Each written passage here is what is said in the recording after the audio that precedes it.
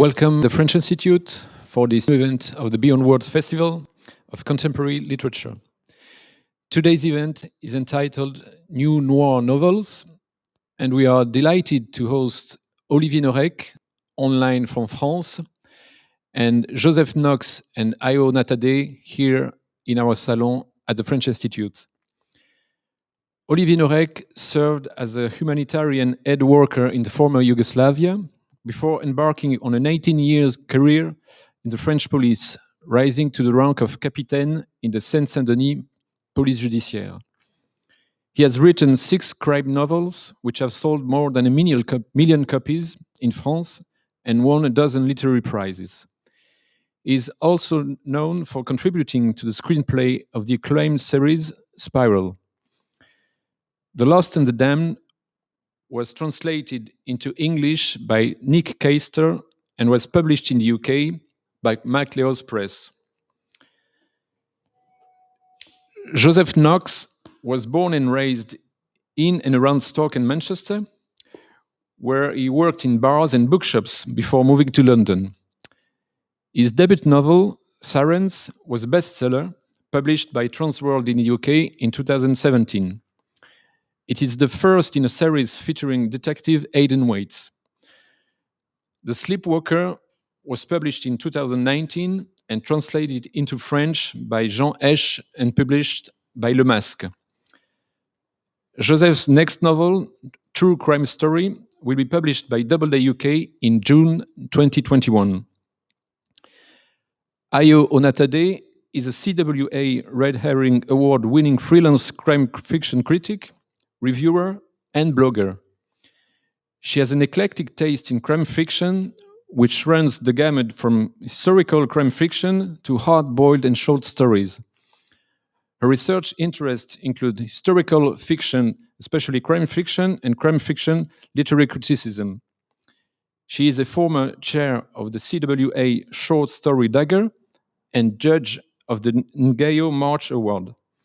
She is current chair of the Historical Writers Association Debut Crown and a judge for the Strand Magazine Critics Award. I'd like to welcome also the actor David Mildon. David will read some excerpts from both Joseph's and Olivier's books. And our friend Axel Oxborough, interpreter and translator, who is also online, will translate Olivier's word into English. And now, Ayo, over to you. Thank you very much. I think Matthias has stolen my thunder here, so I haven't got much to say about introductions, but can I just say good evening and welcome everyone, both virtual and physical, to the French Institute, and that I'm delighted to have with me this evening 2 brilliant authors whose books are bringing noir fiction to a new generation of readers. Can we start with questions? We're going to be talking about new noir books this evening. And I just wanted to ask and start with Olivier if he wanted to answer the first question. And that was, what drew you to noir fiction? Well, could you repeat, please? Because I'm in the south of France, so I... I know we're all incredibly jealous. Too much fun. My first question was, what drew you to noir fiction initially? Oh, that maybe because I was a copper during 18 years, so I know how to do. I know the secrets. So it would be a shame to not doing it. So maybe that. So it would be my answer, because I was a cop and I knew all the ingredients to have a good story. What about you, Joseph? I think I came to it through, what is noir? Noir is love and murder, in a sense, and I think I got both of those from a young age. When I was growing up in Stoke-on-Trent, we used to play with the kids next door, and I was really shocked one day when suddenly their dad's picture was all over the local newspapers. And it was there because he was a postman and he had been stealing the post. And so it was this kind of local controversy, but it was a really big shock as a little kid to see this guy suddenly in a completely different light. And then the story took a very dark and sad twist because a couple of months later he had a breakdown as a result of this pressure, and he murdered his wife. And so as a kid, I wonder sometimes if like that is why I'm a crime writer, because it obsessed me so much when I was a kid. And he was out very soon as well, out of prison very soon, and so I would see him around town quite a lot. So that was the murder element, and then the love element was I was kind of pathetically besotted with a girl in my teens, and I Googled, what do you do when you have a broken heart? You know, very, very, very tragic. I tried to say that into a camera, but maybe I should say it into all of them. But the answer was watch Casablanca. That was what the internet told me to do, to watch Casablanca. And so I watched that and I became obsessed with Humphrey Bogart. And from there, I learned that, The Big Sleep is a book, The Maltese Falcon is a book. And I went away and read them all. And here I am. What then would you how would you then categorize a book as being noir? Is it just this murder and love, or is there anything else you think should come into it as well? I always think of noir as something slightly different from just a crime novel. I think of it as beautiful doom. You know, that is a definition that I have seen around, and that is certainly my idea of noir. That there is this kind of, it's absolutely as dark as it gets, but there is also a kind of elegance to it as well. Oliver, what do you? How would you categorize a book as noir? Maybe, peut-être qu'en France, la définition du roman noir n'est pas la même qu'en Angleterre, hein, parce qu'en France, le roman noir, c'est une enquête de police, évidemment, mais il y a aussi un côté social et politique. The definition of noir differs a little bit from the UK because in France it is seen as a police inquiry with a social and political component. Ce qui est intéressant dans cette situation, c'est que on ne peut pas se cannibaliser. C'est-à-dire qu'il faut quand même voir que le roman policier, c'est une arnaque qui remonte à des décennies. Il y a un assassin, un flic qui va le traquer, et à la fin, le flic arrête l'assassin. And it is a hackneyed system that goes back many years. There's a killer, and in the end, the police catches the killer. Alors, si on rajoute du social ou du politique, un peu comme dans les faits divers, si on utilise les événements d'aujourd'hui, par exemple le climat, par exemple l'écologie, par exemple tous les combats qui se passent aujourd'hui et tous les faits sociaux, alors on est sûr que si on écrit un roman qui se passe avec la société d'aujourd'hui et la politique d'aujourd'hui, alors on aura un roman toujours nouveau. And if we incorporate a social and a political element, for instance, current affairs, say the environment, climate, social situations, then you have something that is forever renewed. Alors on a eu par exemple en France, et comme partout, on a eu le Covid, et puis on a eu Notre-Dame qui a brûlé, et je pense que dans les romans qui vont sortir en 2021, il va y avoir des policiers masqués, et il va y avoir des enquêtes dans Paris où on va voir derrière Notre-Dame complètement brûlée, parce que le romancier de roman noir, il se nourrit d'aujourd'hui. And we've had COVID, we've had Notre-Dame, the fire, and so we can surmise that in 2021 there will be crime fiction incorporating masked policemen, inquiries on the backdrop of Notre-Dame, and basically we feed on the today. Okay, so Oliver, the next question that follows on from that is that why do you think that amoral characters hold such fascinations with readers? Est-ce que j'ai bien compris la question? Pourquoi les lecteurs sont si attirés par le roman noir, le thriller, le polar, le crime novel, c'est ça? Par les personnages amoureux. Par les personnages amoureux. C'est la catharsis. C'est-à-dire que c'est les choses qui nous sont interdites. Si quelqu'un fait quelque chose d'amoral, c'est pas moi qui le fais, mais je me délecte quand même de le voir parce que c'est interdit. It is cathartic. It is what is forbidden. If a character does something that is immoral, I'm not the one doing it, but I can still feel some delectation from reading about it. C'est un peu comme l'intérêt que porte les lecteurs sur tout ce qui touche à la mort, parce que dans les romans policiers, évidemment, la plupart du temps, ça commence par un bon cadavre. Et il y a cet attrait vers la mort, tout simplement parce qu'on se dit que si on lit autour de la mort, si on s'amuse avec la mort, si on joue avec la mort dans les livres, alors peut-être que tout ça n'existe pas et peut-être qu'on va réussir à rater le rendez-vous qu'évidemment on ratera pas. It's a little bit the same with death, because of course crime novels always begin with a dead body, and this fascination with death, this play around death, maybe makes us think that if we read about it, if we find fascination in it, maybe we will miss our own appointment with it. Si vous emmenez des gamins au zoo, alors évidemment, ils vont regarder les zèbres et les girafes, c'est mignon, mais ils vont tout de suite aller vers les lions et les guépards. Parce qu'il y a ce côté de ça peut me tuer, donc ça me passionne. Si vous emmenez les gamins dans un vivarium, ils vont s'amuser 3 minutes avec les fourmis, mais ils vont vite virer vers les migales, parce que ça me passionne, parce que ça peut me tuer. Et il y a comme ça ce jeu de si je joue avec ça, alors peut-être que ça m'arrivera pas.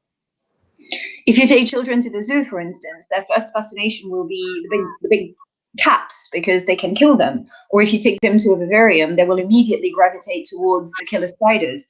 There is this idea that if they play with death, maybe death will not come to them. Thank you. Joseph, what about you? What do you think about moral characters, why they hold such fascination? Well, I agree with everything that we just heard, first of all, but I guess I would add, yes, that I think noir fiction in particular is a kind of virtual reality mask that we can put on and almost delve into the very, very worst elements of ourselves and society in a kind of safe way. I think one of the thrills for me about noir fiction is that a lot of crime fiction says potentially that the world is bad, and certainly a lot of crime fiction can potentially say that events are bad. Noir seems to suggest that we are bad as well, and I think I don't know exactly why, but that is the real special appeal of it to me. I try as I might, all of my characters are complete shitbags, and you know, I seem to always enjoy this kind of trying to walk this tightrope down the line of someone's soul, essentially, and taking in some good and taking in some bad as I go. And I think my idea of a great noir novel probably has a protagonist or protagonists who have that kind of light and shade to them at the same time. They are neither one thing or another. And so often in those books, you know, you will see a character is kind of called to enter into almost a netherworld, and almost like a kind of shadow world of the one that we know. And it takes someone who has both the light and the dark within themselves to do it, I think. Well, in the 80s and the 90s, kind of like noir fiction fell out of favor. And there is clearly now a resurgence of noir fiction. Why do you think that this happened? I mean, it's hard to say. I suppose we are living in what feel like especially accelerated, troubled times in some senses. There can be almost a call towards, you know, there is a kind of noir that is almost nihilistic, which I don't think I particularly write. I think I even though my stories are usually very, very dark, there is usually at least a ray of light in there somewhere. I wonder, fiction always reflects the times, and I suppose that we are, certainly the perception is that we are living in difficult times, and it feels as though we've never had more information, I suppose, about the times that we are living in. And novels are kind of sometimes different things. You know, a novel can be like a frontline dispatch And I think that was what the novel used to be much more before the internet, because it was a way of getting news, and it was a way of finding out about, for example, a different culture, city, society, what have you. Where now I wonder if a book's job is more about controlling information and about almost curating information and presenting a view of reality, rather than necessarily giving us this kind of searing dispatch from the front line. And so I think probably if there is a trend more towards noir fiction now, it is because there is simply more noir in the air. Oliver, what do you think about this clear resurgence of noir fiction? C'est peut-être un peu différent. J'ai l'impression qu'en France, ça s'est jamais arrêté. 60% des livres qui sont vendus sont des romans policiers. À la télévision, 80% des films sont des films autour des policiers. Les séries sont autour des policiers. Moi, j'ai été policier pendant 18 ans dans le département le plus criminogène de toute la France. Donc, j'ai jamais eu vraiment l'impression que les histoires, que les crime novels se sont arrêtés un jour ou même ont freiné. In France, it might be a little bit different because it seems it never stopped. 60% of all fiction is crime novels. 80% of anything on TV, be it series or films, is about police inquiries. I was a cop for 18 years in one of the most criminally busy departments in France. So for me, it just didn't seem to stop ever. May I bounce on Joseph's words about dark and light characters? Yeah, I can. Okay, yeah, I can. Well, vous savez, c'est toujours intéressant d'effectivement d'avoir sur un même personnage son ombre et sa lumière, parce que sinon c'est très décevant en fait. It's very interesting to have a character which both encompasses some shady part and some lighter part, because otherwise it's very boring. Donc, si mon héros fait des choses héroïques, je vais me dire ouais, ok, d'accord, mais t'es un héros, donc j'attendais que ça de toi. Mais s'il dérape, alors je le trouve passionnant. If a hero does anything heroic, then obviously we all expected it, therefore it's not that interesting. However, if he actually slips up, then it becomes fascinating. Si mon méchant, si mon assassin en série, si mon serial killer mange des intestins et coupe des têtes, je vais dire ouais, ok, d'accord, c'est ce que j'attendais de toi. And if a killer kills people, cuts heads and eats people, then that's exactly what I expected of a killer. Par contre, si je vois un assassin le matin réveiller sa fille, verser du lait dans ses cornflakes et l'amener à l'école, et après il rentre à la maison, je me dis waouh, ce mec-là est vraiment, vraiment terrorisant parce que sa vie, c'est la mienne. Sauf que lui, dans sa vie, il a quelqu'un accroché dans sa cave. Mais ça, c'est autre chose. And if a killer, on the other hand, wakes up his daughter, pours her cereal and takes her to school, then at that point he becomes very terrifying, because I think, okay, his life is my life. Admittedly, he might have a cadaver in the cellar, but that's a different story. Thank you. We are going to have a reading in a few moments, but a very quick question to both of you, which I'm sure you'll be able to answer incredibly quickly. Do you have a favorite noir novel and noir author? If so, whom and why? Joseph, you start. Go on. I have too many to name. Probably like one of my gateway drugs to noir. I mean, obviously Raymond Chandler was, but I think ultimately James Ellroy is probably my favorite. I feel like maybe you don't get much more noir than that.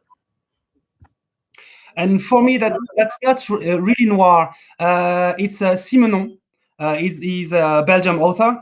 His cop is called Maigret. And I love this guy because his speed level is about 15, 17 kilometers hours. It's very, very, very slow. And it's all about humans. Of course, there is a crime. Of course, there is an investigation. But all the keys of the story is hide in the humans. And this is c'est vraiment passionnant. I have to admit, I hadn't considered Simeon as noir, but in hindsight, yeah, I can understand that. Thank you. So I think we're going to go for our first reading.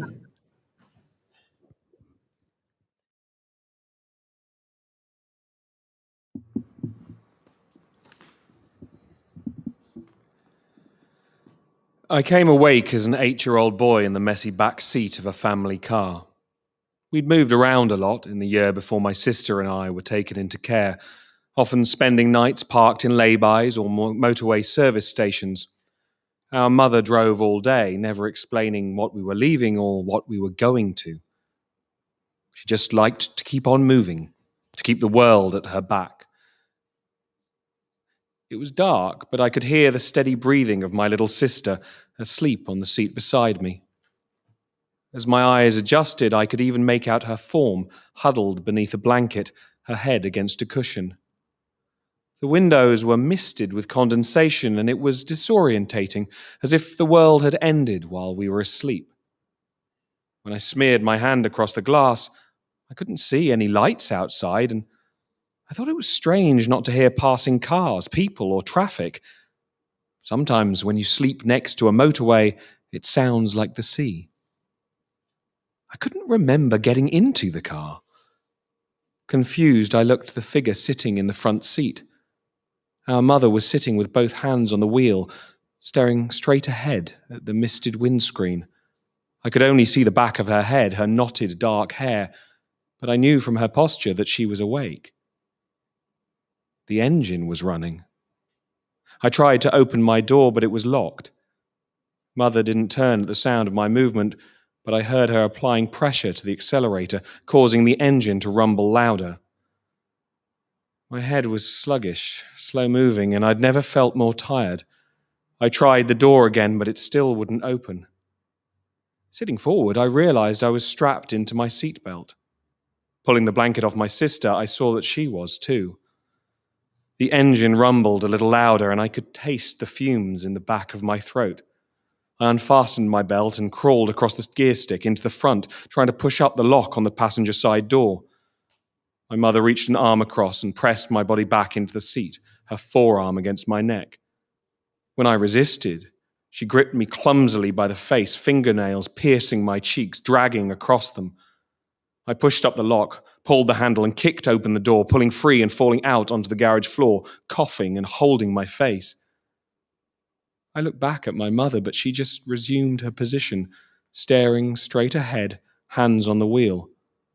I got up, walked around the car, and opened the door on my sister's side. She was murmuring, dazed and confused, but she could stand.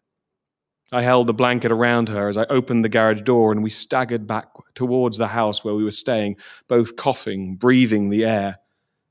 When we reached the door, I heard the horns sound 3 short bursts in quick succession. Our mother, beating the steering wheel with both hands.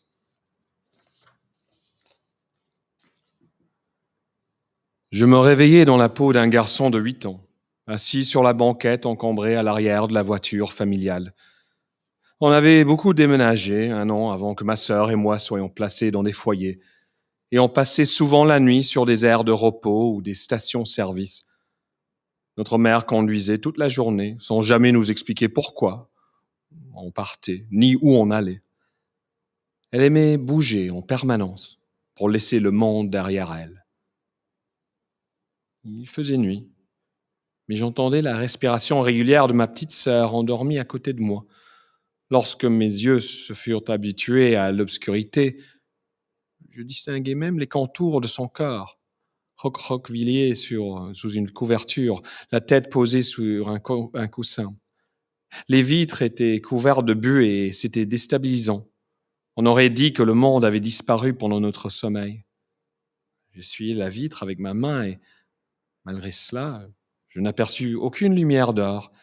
J'ai trouvé ça bizarre de ne pas entendre le bruit des autres voitures, des gens ou de la circulation. Parfois, quand vous dormez près d'une autoroute, vous avez l'impression d'être au bord de la mer. Je ne me souvenais pas d'être monté dans la voiture. Troublé, je regardais la silhouette assise à l'avant. Notre mère tenait le volant à 2 mains et regardait fixement le pare-brise embué. Je ne voyais que l'arrière de sa tête, ses cheveux bruns attachés, mais je savais, d'après sa posture, qu'elle ne dormait pas. Le moteur tournait. J'essayais d'ouvrir la portière, elle était verrouillée. Notre mère ne se retourna pas en entendant un mouvement derrière elle, mais je sentis qu'elle appuyait sur l'accélérateur, faisant rugir le moteur. J'avais l'esprit embrumé, ralenti. Jamais je n'avais été aussi fatigué. J'essayais de nouveau d'ouvrir la portière en vain. En me penchant en avant, je m'aperçus que j'étais sanglé sur mon siège. Je soulevai la couverture de ma sœur. Elle aussi était attachée. Le moteur rugit de plus belle et je sentis au fond de ma gorge le goût des gaz d'échappement. Je défis ma ceinture et rampai par-dessus le levier de vitesse pour passer devant et essayer de remonter le loquet de la portière du passager. Ma mère m'obligea à retourner derrière en appuyant sur mon cou avec son avant-bras. Comme je résistais, elle agrippa maladroitement mon visage. Ses ongles se plantèrent dans mes joues et les griffèrent. Je déverrouillai la portière, tirai sur la poignée et l'ouvris d'un coup de pied. Réussissant à me libérer, je basculai sur le sol du garage en toussant, les mains plaquées sur le visage. Je me retournai vers ma mère. Elle avait repris sa position, les mains sur le volant, droite comme un i, le regard fixé devant elle. Je me relevai, contournai la voiture et j'ouvris la portière du côté de ma sœur. Elle marmonnait, un peu groggy, mais elle tenait debout. Je l'enveloppai dans la couverture avant de soulever la porte du garage, et on se dirigea d'un pas titubant vers la maison où on habitait, toussant et respirant l'air frais. Quand on atteignit la porte, j'entendis 3 petits coups de klaxon. Notre mère martelait le volant de ses poings. Thank you. Right. My next question actually was again for Olivier, and I wanted to ask him, when you started writing, were you still a police officer? Yeah, I was. Yeah, I was a police officer. How much did your writing impact on your work, or vice versa? Well, I arrested killers, I arrested rapists, kidnappers, and even cannibals. So it would be crazy to refuse to use all this experience. So we can say that in my books, 95% is coming from are coming from true story, and the 5% that is left is about love stories. So stories about my characters and how they feel, how they love, how they are sad. But if you're speaking just about the investigations and the crimes, it's everything is true. And may I say something about what we heard about Joseph? Sometimes you don't need to wait 25 chapters or 200 pages to know already that what you are hearing or reading is a very good stuff. I came awake as an 8 years boy at the back of a messy car. That's one first sentence is just magic. I love it. Good job, Joseph. Thank you.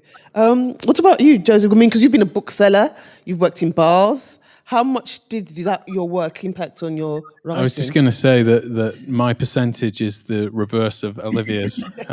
5% anything like reality, 95% complete invention. That's not exactly true, but it probably is a very different ratio. I really came to the idea of writing a crime novel and writing a noir novel in particular from working in bars in Manchester. I was always getting up at night. I was always starting work at 10 o'clock at night and finishing at 3 or 4 in the morning, and then walking around this city where it seemed like all the rules had completely changed, which I'm sure is something that a police officer would be very intimately aware of. It just seemed like realizing that there were almost 2 different cities sat on top of each other. Now, a lot of my first book really does kind of deal with a lot of that nightlife, I suppose, and so there is probably a lot more reality in there than I'm making out. Certainly, the club I was working in was kind of filled with criminal activity and some of the very worst human beings I've ever met. but I definitely can't kind of present myself as someone who has that level of authenticity. What therefore was the inspiration for Sleepwalker? I'm not talking about Sleepwalker specifically. Sleepwalker specifically, I think, well, first of all, it is the third book in a trilogy. And so I think the real root of that book was the challenge that I set myself. So I had started with a book called Sirens, and it took 8 years to write, and was this very slow kind of constant revising, re-editing, throwing words away, rewriting, etc. process. And then the second book I felt was much better because it bounced off everything I'd learned in that process. I wrote it much quicker. I felt like I knew what I was doing, and I felt like I had almost, if there was a formula for that kind of book, it felt like the second one clicked into it much more. But then it felt to me disingenuous somehow dishonest to write into something where I felt like I had worked out a formula. And so I was looking for a way to challenge myself to make sure that this couldn't just be the third book in a series. As you know, you read more crime fiction than anyone, you know when there is an essential book and there's just the next book. Yeah. And I was desperate not to write the next book. I wanted to write the book. And so I set myself the challenge of saying, okay, well, let's make this the last one, which was a terrifying thing to do. And I learned very quickly a stupid thing to do, because, of course, you have no safety net going into the future, and you have no plan, and you are starting from zero again, which was where I found myself on the other side of Sleepwalker. But as well, I put a level of pressure on myself in the writing of that book, the likes of which I've never known. You know, I really ruined my life and the lives of those around me, because I just kind of went a year going completely insane, not sleeping, up every night, constantly stressing. Nothing was good enough. And I think there is some of that energy in the book. I think it's an incredibly, you know, perhaps at times too tense book. And then in itself, you know, once you're on the other side of it, it becomes its own lesson, as all of them do. You know, once you kind of stagger out on the other side of the book you've written, you begin to know what you will do next and what you won't do next. And that kind of level of pressure is probably something that I won't throw myself into again anytime soon. Possibly not. I mean, Oliver, you said that you started writing The Lost and the Damned while you were still a police officer. Was there a particular thing that happened that made you said, yes, I really want to write about this? Oui, en tant que policier, j'ai une haute notion de la justice, on pourrait dire en tant que citoyen, mais en tant que policier, j'ai vraiment une haute notion de la justice. Yes, as a police officer, even more so than as a citizen, I have a very, very high idea of justice. Et vous savez, Paris est une ville musée. Paris est une ville qui est en train d'étouffer, et on est en train de créer ce qu'on appelle le Grand Paris. And Paris, as a city, has been very, very stuffed up within its walls and became a museum. Therefore, we are creating what's now known as the Greater Paris. Alors Paris va essayer d'agréger les départements qui sont autour de lui, et parmi ces départements, il y a un département qui a 50% de criminalité en plus, c'est là où je travaille. And Paris aggregated various départements around it, including the one where I worked, which has 50% higher crime than anywhere else. Alors pour faire rentrer ce département dans le Grand Paris, il a fallu qu'on baisse de 50% la criminalité en 2 mois. Therefore, in order for this department to be included within the Greater Paris, we had 2 months to lower the crime rate by 50%. Donc c'était juste impossible. Alors ce qu'ont décidé les administrations, c'est tout simplement de cacher des procédures, de cacher des enquêtes et de cacher des cadavres. Because it was impossible, the administration decided, therefore, that the only solution was just to hide procedures, hide cases, and hide bodies. Et comme je vous le disais, j'ai une haute notion de la justice et quand j'ai appris ça, non seulement je me suis rebellé au sein même de ma profession, mais en plus je me suis dit que j'allais inventer un assassin qui allait être particulièrement vexé de voir les policiers cacher son travail. And because of this high idea of justice that I had, I rebelled against it. And I just decided that in my book, there would be a killer that would be particularly horrified that there would be policemen hiding his work. En fait, c'est un assassin qui a très très envie d'être vu, qui a envie du plus de publicité possible. Et cette manière d'agir, en fait, c'était une manière aussi de dénoncer ce qui n'allait pas dans mon boulot. Et ça a été la raison et ça a été le leitmotiv de tous mes romans suivants. And this killer needs the publicity, needs to be seen. And it was a way for me to denounce all the misdeeds within my field. And that would be the theme of all my forthcoming novels. Et un peu comme Joseph, j'ai écrit un premier épisode avec mon policier qui s'appelle le capitaine Coste. Et puis on m'a demandé un deuxième épisode et puis un troisième épisode. J'avais une trilogie. Et une trilogie, c'est comme un tabouret à 3 pieds, ça tient droit. Sauf qu'on vous demande un 4e livre. And much like Joseph, the story with my Capitaine Coste, my main hero, started as one episode, and then I was asked to create a second, and then a third. And when I had my trilogy, it was a little bit like a stool. It stood straight. It was fine and stable. And then I was asked to write a fourth. Donc là, aujourd'hui, je suis en train d'écrire le 4e avec une pression tellement folle parce que la seule chose, le risque que je cours, c'est de casser mes jouets. Et c'est un peu comme quand on a repris Star Wars. Il fallait pas. Le 4, 5, 6, c'était très bien. C'était pas la peine de faire le 1, 2, 3. And therefore, I'm writing the fourth at the moment under intense pressure because there is a lot of risk to break what I've already got. A little bit like Star Wars. The episodes 4, 5, and 6 were fine. There was no need to add 1, 2, and 3. Alors, je vous le dis à vous parce que je sais très bien que avec Internet, il n'y a rien qui fuit. Mais je vais peut-être écrire le 4e, mais dans le 5e, c'est clair, je vais le buter, ce capitaine Coste. Comme ça, après, on va me laisser tranquille. And I'll tell you that because obviously nothing gets away from the internet. But for the fourth one, yes, I will continue. But by the 5th, I will likely have Captain Cost killed because that's the only way. Don't worry, I've heard all those other Star Wars films were absolutely great. So, Okay, so that brings me back to another question and about crime fiction in general, but also specifically noir. And one of the things I normally say is that if you want to get a good grounding in social history and social policy, you need to read a crime novel. Do you think that this is the case, Oliver? J'ai toujours pensé que les romans noirs et que les polars étaient des histoires, étaient des livres d'histoire en avance. Alex, est-ce que tu peux me répéter la question? J'ai peur de répondre à côté. Oui, bien sûr. Disait que est-ce que on dit que le meilleur moyen en fait d'apprendre sur la société et son époque est de lire des romans noirs. Est-ce que c'est vraiment le cas?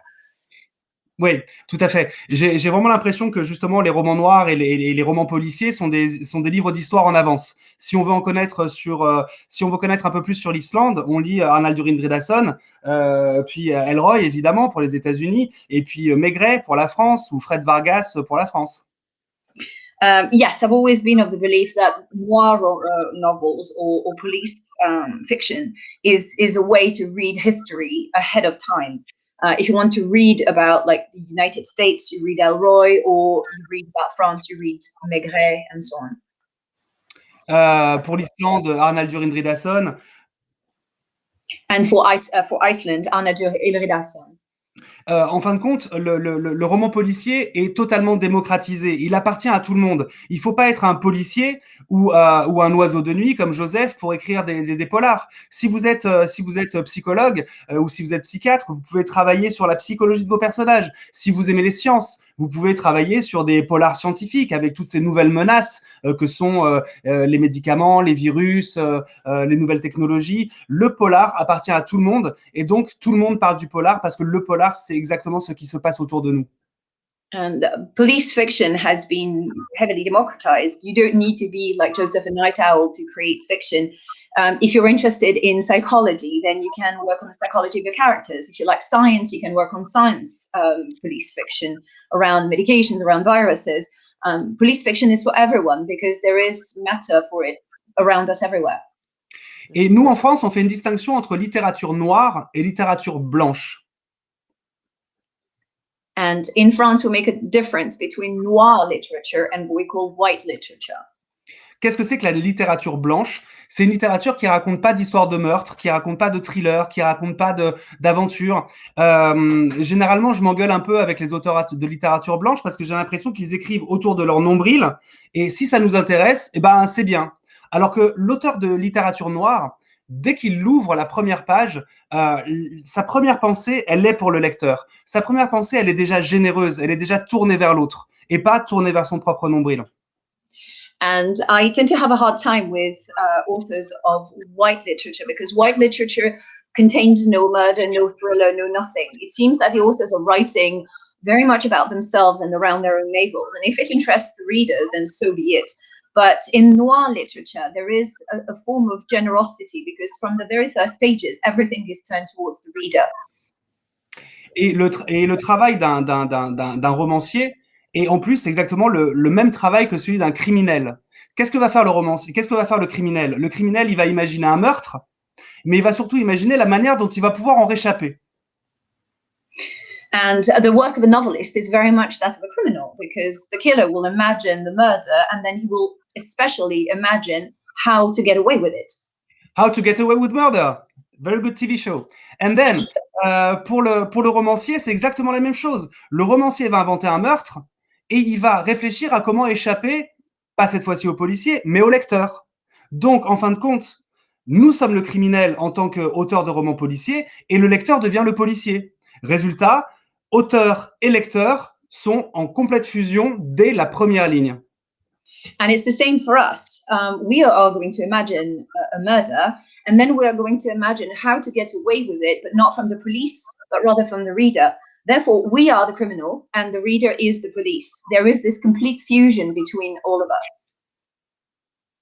Joseph.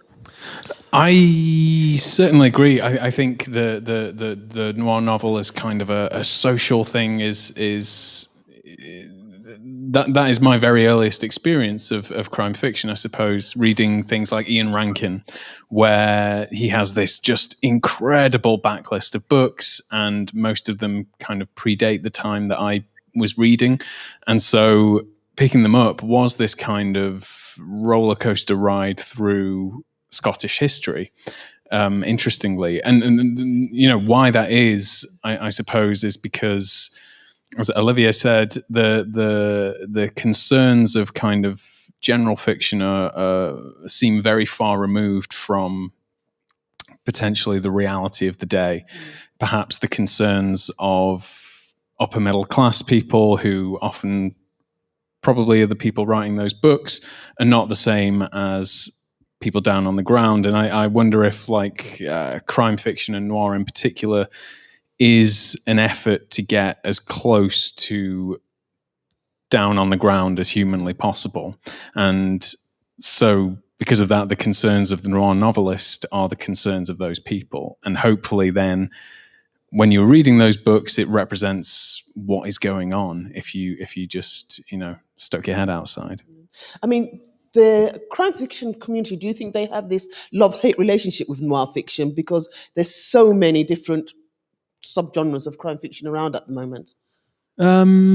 Maybe. I don't know. I think the crime fiction community, as I know it, is amazingly supportive. Certainly in the UK, I have only ever really had problems with authors of different genres. To be honest. Oliver, what do you think about the relationship between in the crime fiction? Do you think there's a love-hate relationship within the crime fiction about noir fiction? Oh no. Well, I don't know about. Je sais pas. Je suis pas sûr des cases en fait. Je pense que c'est comme les goûts, c'est comme les couleurs, c'est comme la musique. Quelque chose qu'on va considérer comme très très violent, comme quelque chose de noir, va paraître pour quelqu'un quelque chose. La personne ne va pas la classer dans le même endroit. I really believe in pigeonholes. It's a bit like taste in music. Whatever is, say, very violent for somebody will not be for somebody else and will not be classified in the same way as by somebody else. La seule chose que je sais, c'est que je commence un livre et j'ai envie de raconter une histoire. Et les curseurs de la violence, les curseurs de la perversion, les curseurs de l'amour, de la haine, de la peur, tout ça va accompagner l'histoire. Et je peux très bien commencer par écrire un thriller qui va devenir en fait un roman noir et puis en fait qui va devenir un plaidoyer pour les migrants en France, par exemple, ou sur l'écologie, qui sont les deux sujets de mes deux derniers romans. En fait, je me laisse un peu porter. J'ai une histoire, mais je ne sais pas à quel point les curseurs vont monter et je ne sais pas ce qui va éclore à la fin. When I start writing a story, the whole idea is I want to pass on a story, and the cursors regarding violence, regarding love, regarding hate, regarding all this merely accompany the story. And what might start as a thriller will move on to be a noir book, which could then lead to being me pleading for causes such as migration or the environment, and causes that are very dear to me. Thank you. I believe we're going to have our next reading. So the previous reading was an extract from The Sleepwalker by Joseph Knox, and this one is an extract from The Lost and the Damned by Olivier Norek. Bobigny, hôtel de police. Un labyrinthe rectangulaire de verre et de métal sur 2 étages, abritant en son centre un long jardin clos. Au rez-de-chaussée, le commissariat et la délinquance quotidienne, presque habituelle. Au premier étage, la sûreté départementale en charge de la moyenne délinquance. Plus on s'élève et plus la criminalité s'accentue, pour enfin arriver au dernier niveau du bâtiment. Service départemental de police judiciaire de Seine-Saint-Denis, STPJ 93. Aile Nord, les bureaux des groupes stupes, avec cette constante odeur de cannabis émanant des derniers saisis. Horaires décalés, gueule fatiguée, look à la limite du SDF à ne plus reconnaître le flic de son indique. Plus loin, la financière, un peu plus feutrée, un peu plus classe. Les seuls chez qui on peut trouver du thé, avec leur dossier d'infraction économique de plusieurs tomes de milliers de pages comme seul déco. Au fond, la section enquête et recherche, toujours en effervescence, spécialisée dans les viols et les enlèvements, à finir un dossier quand 2 autres s'ouvrent. Aile Sud, le groupe de répression du banditisme et leur drapeau à tête de mort. Ici, les braquages se font au fusil d'assaut comme au lance-roquettes. Il faut avoir un grain pour y faire son quotidien. Alors, la tête de mort comme mascotte, ça se justifie presque. Enfin, les 2 groupes crimes, où tous les homicides du 93 atterrissent. 6 bureaux séparés par un vestiaire privé, où les vêtements ensanglantés des dernières victimes attendent de sécher pour être placés sous scellé. Le vestiaire étant généralement plein, il n'est pas rare que les flics étendent à leurs fenêtres les pulls lacérés ou les jupes déchirées. Longer les couloirs d'une PJ, c'est faire face à ce que l'homme recèle de pire en lui. Juste en face de l'hôtel de police, à une dizaine de mètres, sur 5 étages et 3 sous-sols, le tribunal de grande instance de Bobigny, dans une architecture contrariée de type accumulation du Lego. D'un côté la police, de l'autre la justice, côte à côte, en plein milieu du 93, faisant face à des vagues de cités à perte de vue, comme 2 navires de guerre.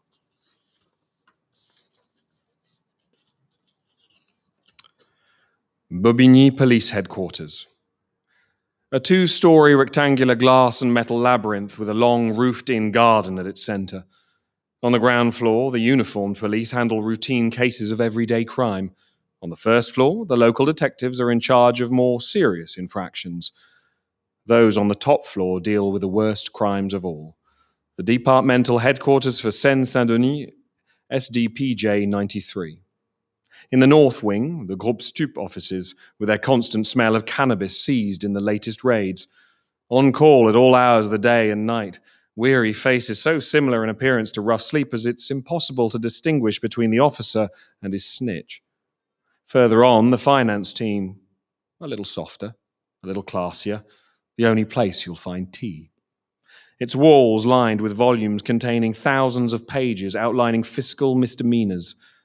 Beyond them, the investigation and research department, always a hive of activity, Their specialty, rape and abductions. As soon as one case is closed, 2 more are opened. In the South Wing, the unit combating organised crime with their skull and crossbones flag. Robberies here mean assault rifles or rocket launchers. You have to be a bit crazy to work there every day, so the skull and crossbones are almost justified. And finally, the 2 Groupe Crime, where all the murders committed in 93 end up. 6 offices separated by a changing room, where the bloody clothes of the most recent victims are hung up to dry before they're sealed. Since the room is usually full, it's not uncommon for the officers to hang shredded sweaters or torn skirts out of their windows. To roam the corridors of a police headquarters is to come face to face with all the worst aspects of mankind. More or less opposite the police headquarters stand the 5 floors and 3 basements of the Bobigny Criminal Court, built in a clashing Lego brick style. On one side, the police. On the other side, justice.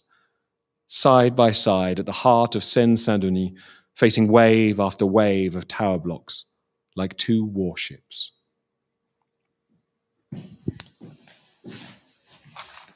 Thank you. I think we have time for a couple more questions. I was going to start with Joseph. One of the things I've realized about reading noir fiction is that it tends to appropriate 2 major types of crime stories, the detective story and the sympathetic criminal story. But then again, I would think of double indemnity, and that just flies out of the window. Do you think that this is true? And if so, do you have a preference? Well, first of all, I just wanted to say what an excellent reading from David, and thank him for reading my work as well.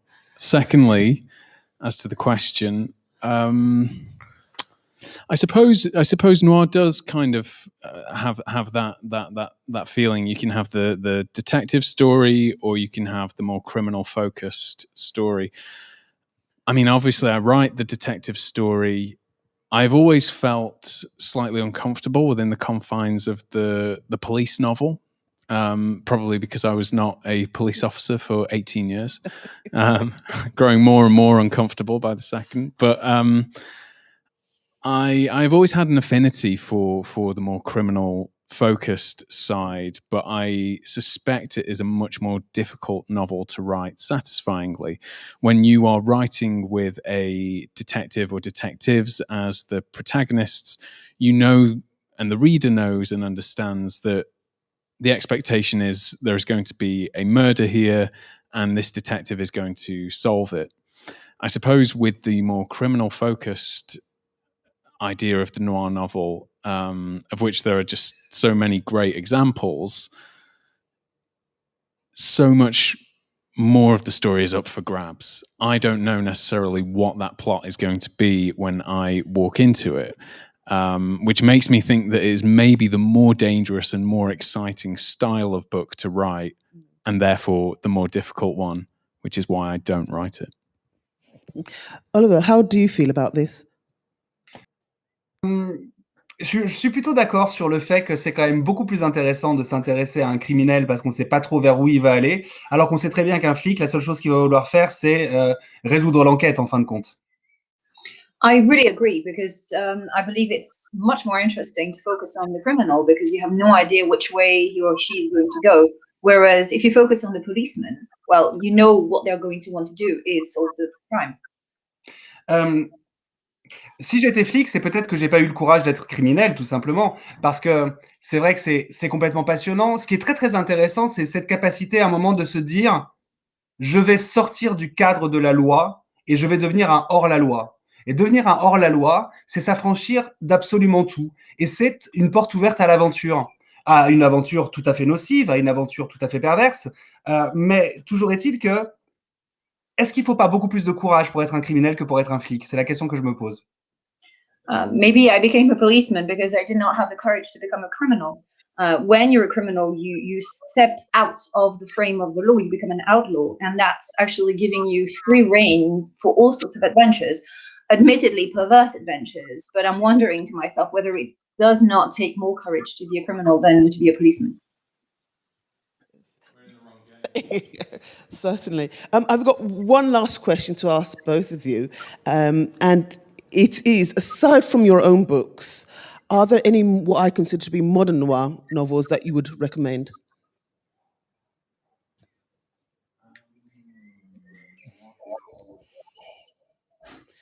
I mean, when I think of a great noir novel, in terms of something really seminal that took my head off, I guess. But even that is from the 1970s, actually. I'm thinking of The Last Good Kiss by James Crumley. Oh, well, that was, I can agree with An that. astounding noir novel. I suppose I'm not saying that is the last good one. What I'm saying is that probably most closely represents my noir ideal, because it is a detective story, but it's a detective story where the detective is basically a guy who repossesses cars for a living. He is not he's certainly not a police officer, but he's not even a glamorous private detective. He's kind of a loser who lives in his car, but becomes the detective through the situation of the story. And I wonder if that is my ideal, because as I alluded to before, I think maybe this kind of more criminal focused noir novel is the more interesting of the two, but I know my way around the detective story. And what that book does is kind of blur the two of them together. And that, I think, is something I've been chasing ever since. So in terms of, the last lightning bolt, for me, that is probably the one. Thank you. Oliver, what would you suggest? Pour le côté poisseux et désespéré, j'aurais dit Wallander, les aventures de Wallander qui vraiment font partie de ma bibliothèque. Mais si je veux être un peu plus patriotique, je vais vous parler d'auteurs français, si vous voulez bien. The first thing that comes to mind is Wallander, the whole stories of Wallander. But if I want to be a little bit more patriotic, maybe I can tell you a little bit about French authors. Il y a une jeune femme qui s'appelle Claire Favant. Et elle écrit des livres sur quelque chose que j'aime pas trop, en fait, qui sont les serial killers, parce que je trouve que c'est très facile, et puis surtout qu'en France on en a 2 ou 3, donc je trouve un peu facile de toujours aller vers là, mais elle a quelque chose en plus. First, there's Claire Favant. She writes about something that is not necessarily my cup of tea, which is serial killers. Maybe it is because we got 2 or 3 in France, but I find it a little bit easy generally talking about them. However, she has a little something more. Ce qu'elle fait d'intéressant, c'est qu'elle va nous expliquer tout ce qui s'est passé, et elle va nous le faire rencontrer à l'âge de 3 ans, puis de 5 ans, puis de 9 ans, puis de 12 ans, et on va comprendre toutes ces failles psychologiques, ce qui fait qu'à un moment donné, on se pose la question de savoir réellement pour qui on est. Est-ce qu'on est pour l'assassin, ou est-ce qu'on est pour que les policiers arrêtent l'assassin? Et je trouve que réussir à atteindre ce niveau, à atteindre ce moment où le lecteur se demande pour qui je suis, pour le flic ou pour l'assassin, c'est réussir un tour de magie. She does actually go into detail about the killer at age 3, 5, 8, 9, and shows the development of their psychological flaws, to the point that we wonder who we are for. Are we for the killer, or are we for the police that are going to catch the killer? And I find that a real tour de force. Thank you. I would like to say thank you so much to both Joseph and to Oliver for answering my rather strange questions, and also to Axel for translating, and Monsieur Robin for hosting the new noir novels as part of the Beyond Worlds Festival. The next event taking place tomorrow is the screening of the films Olivia and No Man's Land, which I invite you to attend. So thank you very much indeed. I hope you had a good evening.